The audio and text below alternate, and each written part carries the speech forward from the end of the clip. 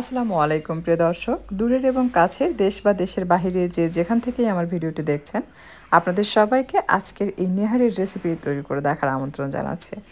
খুবই মজার এবং একেবারে ইউনিক স্টাইলে তৈরি করে দেখাবো, যেটা খাওয়ার পর আপনার কাছে মনে হবে যে আরও খাই।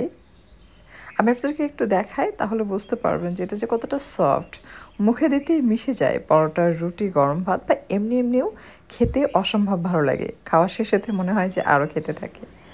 সো এর জন্য প্রথমে আমরা নেহারির মশলা তৈরি করব। আমি এখানে 1 চা চামচ সাদা কালো গোলমরিচ নিয়েছি, 1.5 চা চামচ নিয়েছি জিরা, মৌরি নিয়েছি 1 চা চামচ, আর জয়ত্রী ফুল নিয়েছি একটা। সেই সাথে নিয়েছি মাঝারি সাইজের জয়ফলের 3 ভাগের 1 ভাগ, 1 চা চামচের একটু কম শাহি জিরা, আর নিয়েছি শুকনো মরিচ 8টি, ছোট্ট একটি স্টার অ্যানিস মশলা, বড় হলে অর্ধেক নেবেন। এখানে 5-6টির মতো কাবাব চিনি আছে, 3টি লং, আর সাদা এলাচ নিয়েছি 6টি।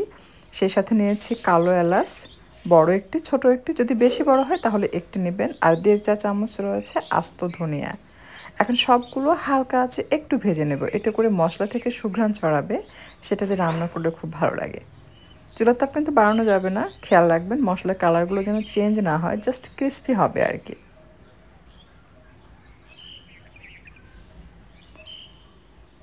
বেশ কিছুক্ষণ ভাজার পর যখন মনে হবে যে মশলাটা একটু গরম হয়েছে, সেই পর্যায়ে এই যে গুঁড়া যেগুলো মশলা আর কি, যেগুলো ছোট ছোট দানা, সেগুলো বেশিক্ষণ ভাজলে কী হবে, এটা পুড়ে যাবে, সেগুলো সেপারেট করে ফেলতে হবে। আর যে শুকনো মরিচ, দালচিনি, এগুলো একটু সময় লাগে, কালো এলাচ, জয়ফল, স্টার অ্যানিস মশলা, তাই এগুলো আলাদাভাবে আবারও প্যানে দিয়ে কিছুক্ষণ ভেজে নেব। যখন শুকনো মরিচের কালার এরকম একটু ডার্ক হবে, তখন চুলা থেকে নামিয়ে এগুলো সব একসাথে পানি দিয়ে বেটেও নিতে পারেন, গুঁড়ো করেও নিতে পারবেন। আমি তেজপাতা দিলাম 2টো, সরিষার তেল দিয়ে রান্না করছি, কেউ চাইলে সয়াবিন তেলেও রান্না করতে পারবেন। মুঠ ভর্তি করে 1 মুঠ আরও কিছুটা দিয়েছি।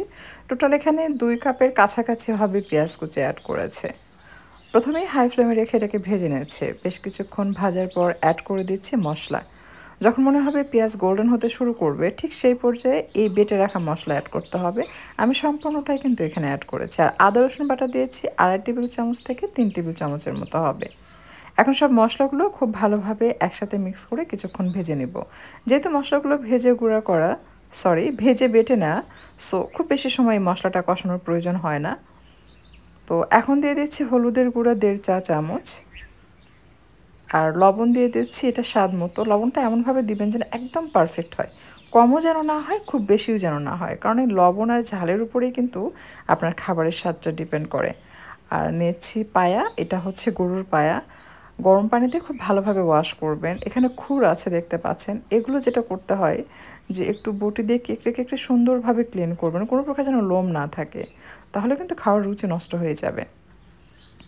মাঝারি আছে এটাকে 12 থেকে 14 মিনিটের মতো কষিয়ে এরকম একটু ডার্ক হয়ে আসা পর্যন্ত ভেজে নিতে হবে। দেখবেন মশলা খুব সুন্দরভাবে ভাজা ভাজা হবে, সেই পর্যায়ে পানি অ্যাড করতে হবে। খেয়াল রাখবেন যেন পুড়ে না যায়, হাই ফ্লেমে কিন্তু কষানো যাবে না, তাহলে লেগে যাবে বা পুড়ে যাবে। মাঝারি থেকে একটু কম আঁচে রেখে আপনি এটা কষিয়ে নিতে পারবেন। কষানো হয়ে গেলে পানি এমনভাবে দিতে হবে যে এই যে নেহারি, এটা যেন পানির নিচে ডুবে থাকে। এই পানিতে এটা সেদ্ধ হবে, এটাতেই গ্রেভি হবে, আলাদাভাবে আর পানি দেওয়ার প্রয়োজন হবে না। তো আমার বাহিরে কাজ ছিল, আমি যেটা করেছিলাম যে জাস্ট এটাকে মিক্স করে এটা নিচে তাওয়া বসিয়ে প্রথমেই হাই ফ্লেমে রেখেছিলাম মিনিট 10-এর মতো। খুব ভালোভাবে এটাতে বলক আসার পর চুলার তাপ মাঝারি থেকে কম, মানে যেভাবে রাখলে আর কি হালকাভাবে বলক আসতে থাকে, ওইভাবে আমি এটাকে রান্না করতে বসিয়ে বাইরে কাজ সেরে এসে আমি যখন দেখলাম যে এটা সেদ্ধ হয়ে গেছে, তখন আমি জাস্ট এটাকে বাগার দিয়েছি। তো অবশ্যই নেহারি উঠিয়ে চেক করে দেখবেন যেটা সেদ্ধ হয়েছে কিনা। আমার সময় লেগেছে টোটাল প্রায় 2 ঘন্টা বা তার থেকে একটু বেশি হলে হতে পারে। তো দেখুন এটা কিন্তু সেদ্ধ হয়ে গেছে। এই পর্যায়ে আমরা এখন অন্যান্য মশলাগুলো অ্যাড করবো, অর্থাৎ নামানোর পূর্বে যে মশলাগুলো আমরা অ্যাড করি, 1/2 চা চামচ গরম মশলা গুঁড়া আর 1 থেকে 1.5 চা চামচের মতো ভাজা জিরার গুঁড়া দিয়ে দিচ্ছি।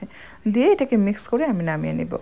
যদি বাইরে কাজ থাকে 1 ঘন্টা বা 1.5 ঘন্টার মতো কিন্তু এটা বসিয়ে কাজ সেরে আসা যায়, তবে সেক্ষেত্রে তাওয়া দিতে হয়, তাহলে নিচে থেকে লেগেও যায় না, পুড়েও যায় না। বাট আপনি যদি বাসায় থাকেন, নিচে তাওয়া দেওয়ার কোনো প্রয়োজন নেই। বাসায় থাকলে জাস্ট আপনি সরাসরি বসিয়ে দিবেন, মাঝারি থেকে একটু কম আঁচে রেখে মাঝে মাঝে নেড়েচেড়ে রান্না করবেন। কারণ আমার বাইরের কাজ ছিল, নেড়ে ছেড়ে দেওয়ার মতো কেউ ছিল না, যার কারণে আমি তাওয়া বসিয়েছিলাম। এই টিপসটা হয়তো আপনাদের ভবিষ্যতে কাজে লাগতেও পারে, এই জন্যই শেয়ার করা। এখন বাগার দিচ্ছি, এই জন্য সরিষার তেল, কয়েকটা শুকনো মরিচ আর পেঁয়াজ কুচি দিয়েছি। পেঁয়াজ কুচি আমি এখানে হাফ কাপের মতো দিয়ে কিছুক্ষণ ভেজে নিচ্ছি। বেশ কিছুক্ষণ ভাজার পর অ্যাড করে দিব রসুন কুচি। আমি 1.5 টেবিল চামচের মতো এখানে রসুন কুচি অ্যাড করে এটাকে গোল্ডেন করে ভেজে নিচ্ছে। যখন গোল্ডেন হবে হবে ভাব, সেই পর্যায়ে অ্যাড করছি জিরা। আস্ত জিরা দিবেন, এতে করে দাঁতের নিচে পড়লে কিন্তু খেতে বেশ ভালো লাগে। তবে প্রথমে দেয়া যাবে না, যখন গোল্ডেন হবে হবে ঠিক সেই পর্যায়ে দিতে হবে। পেঁয়াজ এবং রসুন যখন এরকম গোল্ডেন কালার হয়ে আসবে, সুন্দর কালারের জন্য আমি এখানে অ্যাড করব হলুদের গুঁড়া 1/4 চা চামচ, আর দিয়ে দিচ্ছি মরিচের গুঁড়া 1/2 চা চামচ। দিয়ে এটাকে জাস্ট মিশিয়ে নিচ্ছি। এই পর্যায়ে চুলার তাপটা একেবারেই কম করে রাখতে হবে, বেশি কিন্তু রাখা যাবে না, তাহলে এই গুঁড়া মশলা আবার পুড়ে যাবে। একেবারেই হালকা আঁচে রাখতে হবে। এরপর এটা ভালোভাবে মিক্স করা হয়ে গেলে বা এই যে গুঁড়া মশলার স্মেলটা চলে গেলে মাংসের উপরে দিয়ে দিতে হবে। এতে করে দেখতে অনেক সুন্দর লাগবে, এর ঘ্রাণটাও খুবই ভালো লাগবে। আর এটা এতটাই মজার, আপনারা রান্না করলে বুঝতে পারবেন। এভাবে নেহারি রান্না করলে আপনার ওই যে চালের গুঁড়া, অনেকে দেখেছে ময়দা, ব্রেড, এগুলো অ্যাড করে, এগুলো প্রয়োজন নেই, এগুলো ছাড়াই তো মজার। সো আপনি এভাবে একবার রান্না করে খেয়ে দেখতে পারেন, আমার বিশ্বাস আমাদের কাছে খুবই ভালো লাগবে। আর যদি প্রেশার কুকারে রান্না করেন, সেক্ষেত্রে কিন্তু আপনার 2 ঘন্টা বা 2.5 ঘন্টা সময় লাগবে না, আরও কম সময়ের মধ্যেই রান্না করা যাবে। তো দেখতেই পাচ্ছেন এটা যে কতটা আকর্ষণীয় লাগছে, খুবই মজার। যদি আপনার বাসায় এটা ট্রাই করেন, আমাকে লিখে জানাবেন আপনাদের কাছে কেমন লেগেছে। আর উপর একটু ভাজা জিরা গুঁড়া দিয়ে গার্নিশ করছে। আজকের মতো এখানেই বিদায় নিচ্ছি। সবাই ভালো থাকবেন, আর বাসায় ট্রাই করলে লিখে জানাবেন।